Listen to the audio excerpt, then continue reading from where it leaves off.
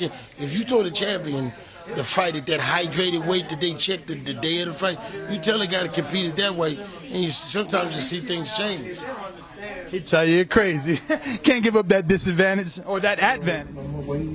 He's asking if there's a weight clause. Yeah, no. That he can rehydrate to as much as they want. They're welterweights, and he can hydrate to 168. Okay. Yeah. Wow. This is the problem. Yeah. The size, because the guys I spoke to that fought Earl Spence all say physically he's strong. Now, not a big puncher, they say, but physically strong. Yeah, Porter could have demanded a weight clause in the contract for the Spence fight, but then he wouldn't have gotten the fight. It's as simple as that. If Porter had drawn a line in the sand demanding a rehydration clause, he would have been out of luck. So instead of Porter getting the fight with Spence, he would be going over old grounds and facing Yordenis Ugas in a rematch. Read with me. I always thought Crawford was the best 147-pounder going in, said Jackson. I got a lot more respect for Spence after his fight with Mikey Garcia. But, like I said, he showed discipline. Whatever fight plan his trainer put out and devised, he followed it to the T. He should have knocked out Garcia. He should have knocked Garcia out. Trust me, he's the bigger fighter and the stronger fighter. I think he held back a little. For reasons I don't know, but he showed discipline. That raised the bar for him.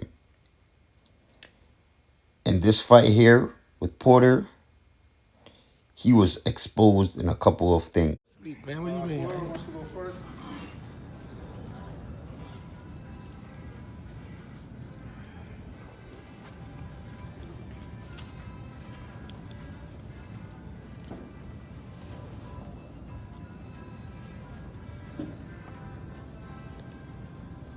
Going to fight 5.5?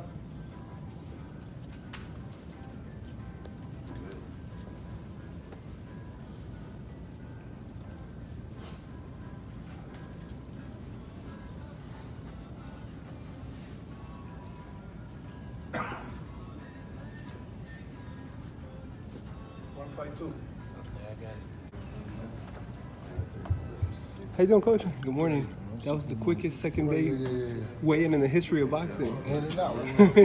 30 seconds. All right, so I'm going to break it down simple for you guys. And that was John David Jackson.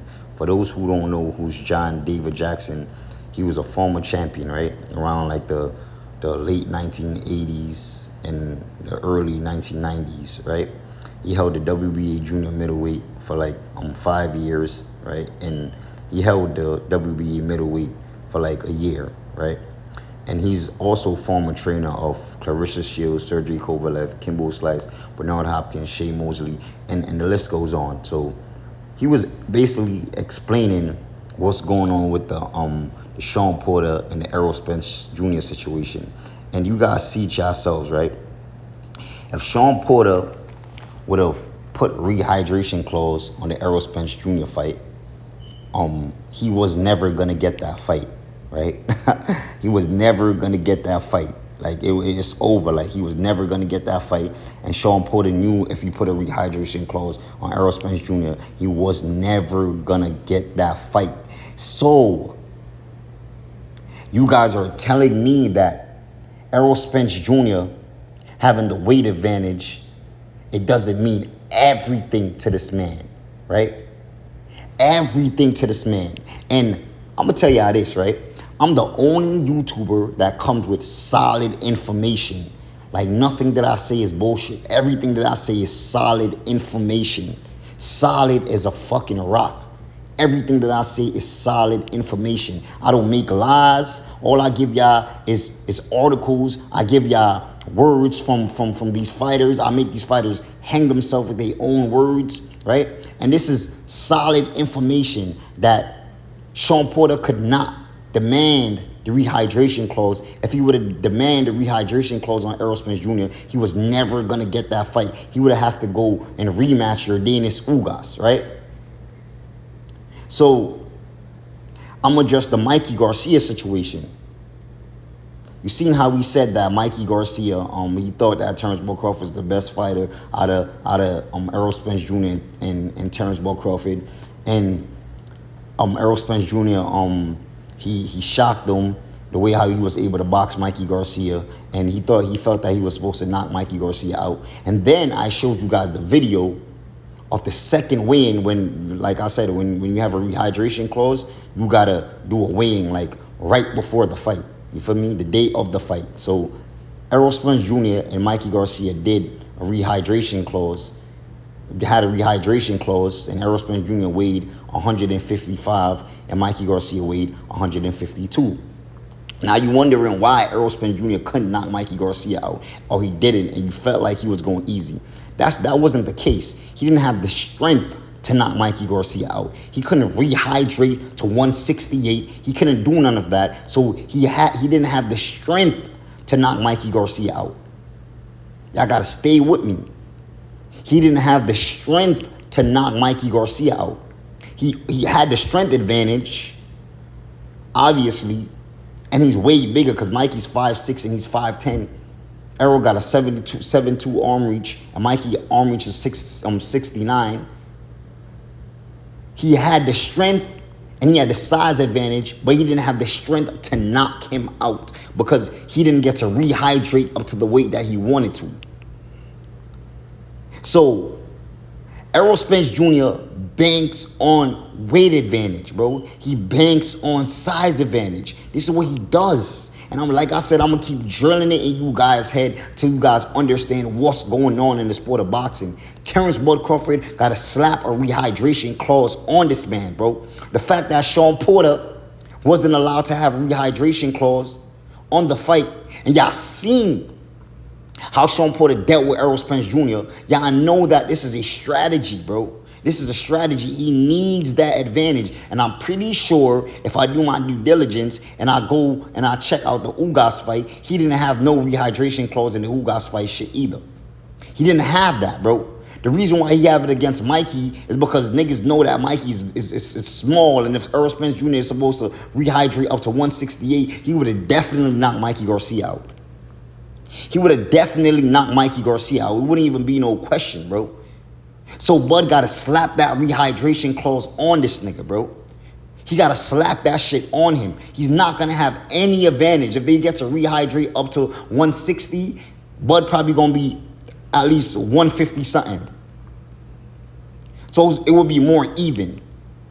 It would be a lot more even because Terrence Bud Crawford and Mikey Garcia is not the same. Mikey Garcia started as a featherweight. Bud started at 135. You feel me? So Bud is bigger than Mikey Garcia. Bud is 5'8". Mikey's 5'6". You feel me? Errol Spence Jr. wasn't able to knock Mikey Garcia out because he couldn't rehydrate up to the weight that he normally does. So he didn't have the strength to knock Mikey Garcia out. Mikey Garcia, he has the IQ. He had the IQ to survive. He's a veteran. He had way more experience than Errol Spence Jr. So he knew how to survive in the ring. Errol Spence Jr. didn't have the strength to knock Mikey Garcia out. That's what it was. You feel me? So if I was Terrence Bud Crawford, I would slap that rehydration clause on this nigga. Slap that shit on him one time, bro. You feel me? And the reason why I keep playing these clips is to show you that the trainers and these former fighters, they know what the hell is going on. They know that John David Jackson exposed exactly what's going on.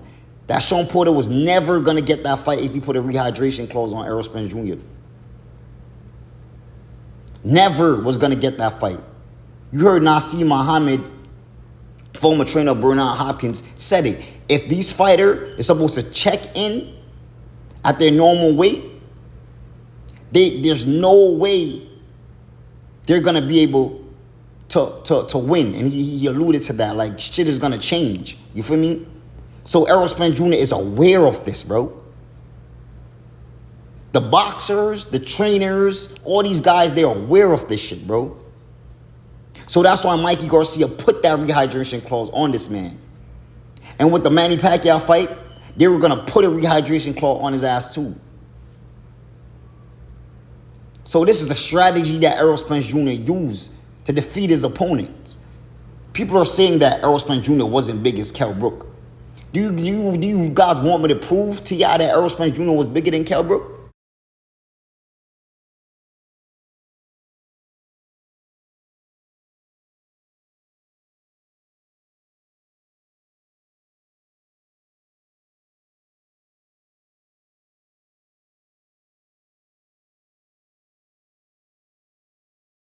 Stop playing with me. Y'all better stop playing with me. I'm trying to explain something to y'all. Right? Errol Spence Jr. is 5'10 with a 72 arm reach, and Kell Brook is 5'9 with a 69 arm reach. Right? So Spence relies on the size advantage. He relies on that, right? Because if Sean Porter got his request, the rehydration clause on Errol Spence Jr., the fight would have turned out different because you've seen who was the stronger fighter and who was the more physical fighter in that fight with Errol Spence Jr. and Sean Porter. It was Sean Porter. So Terrence Bull Crawford should slap a rehydration clause on Errol Spence Jr. And you guys see that Errol Spence Jr. has no advantage. And that's when he gets dominated, right? You've seen that he couldn't knock out Mikey Garcia because he couldn't rehydrate to 168. He couldn't rehydrate to the weight that he normally rehydrates to. So he didn't have the strength to knock Mikey Garcia out. So that's the reason why he ain't knocked Mikey out. He ain't had the strength to. He probably had the strength advantage, but he didn't have the strength to knock him out. So if I was Terrence Bull Crawford and Bomac, I would slap a rehydration claw on that nigga, right? No advantage. This is the biggest fight of both of these guys' career thus far. So I don't see nothing wrong with slapping a rehydration clause. But if Terrence Bull Crawford slaps a rehydration clause on Errol Spence Jr., he probably won't get the fight, right? He probably won't get the fight because Spence needs every bit of advantage when he's fighting Terrence Bull Crawford because he doesn't have any upside. He doesn't have any upside. I stated that in the past. He's probably bigger. He probably weighs more. But he doesn't have a longer arm reach. He doesn't have the footwork, right? And he doesn't have the IQ. So he doesn't have a lot of upside in that fight. So the little upside that he has to utilize that. And Terrence Bull Crawford should slap a rehydration claw on him. So this is just exposing Errol Spence Jr. for the third time for cheating the sport of boxing. And I want to know what y'all think. Make sure y'all leave a like. Make sure y'all hit that subscription button. Make sure y'all share this video if y'all enjoy this content. That's all I got for y'all, and I'm out.